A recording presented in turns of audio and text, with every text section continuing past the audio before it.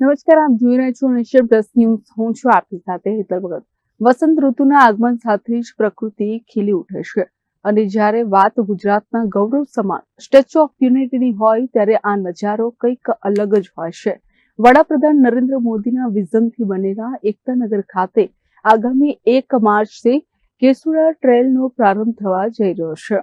નર્મદા જિલ્લામાં આવેલા વિંધ્યાચલના ડુંગરાઓમાં ખીલેલા કેસુડાના કેસરી ફૂલો જાણે જંગલની જ્વાળા સમાન ભાસી રહ્યા છે.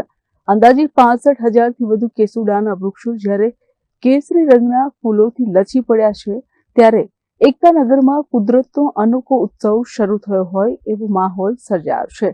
અવસરે પ્રવાસીઓને અહીંનું કુદરતી સૌંદર્ય નજીકથી માણવા માટે કેસુડા ટ્રેલનું આયોજન કરવામાં આવ્યું છે.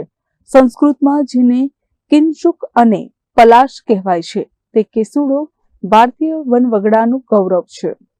કેસુડા ટ્રેલ હેઠળ શ્રેષ્ઠ ભારત ભવન એટલે કે એસપીબી થી પ્રવાસીઓને બસ દ્વારા જંગલ સુધી લઈ જવાશે. ત્યારબાદ તાલીમબદ્ધ ગાઈડ સાથે 3 થી 4 કિલોમીટરનું રોમાંચક ટ્રેકિંગ કરાવવામાં આવશે. 1 માર્ચથી પ્રવાસીઓ સવારે 7 થી 10 અને સાંજે 4 થી 7 દરમિયાન આ ટ્રેલનો લાભ લઈ શકશે. આ ટ્રેલ માત્ર પ્રવાસ નથી પણ જ્ઞાનવર્ધક સફર છે. કેસુડાના ફૂલોમાંથી કુદરતી રંગો બને છે, જે ચામડીના રોગો અને ગરમીમાં રાહત આપે છે. આ ઉપરાંત આ ટ્રેલ દ્વારા સ્થાનિક આદિવાસી સમુદાયને રોજગારી અને આવકની નવી તકો પણ મળી રહી છે. જેથી સ્ટેચ્યુ ઓફ યુનિટી સત્તામંડળ દ્વારા તમામ પ્રકૃતિ પ્રેમીઓને આ કેસુડા ટ્રેલમાં જોડાવા અપીલ કરવામાં આવી છે. Bureau report, Nation Plus News, Ektanagar.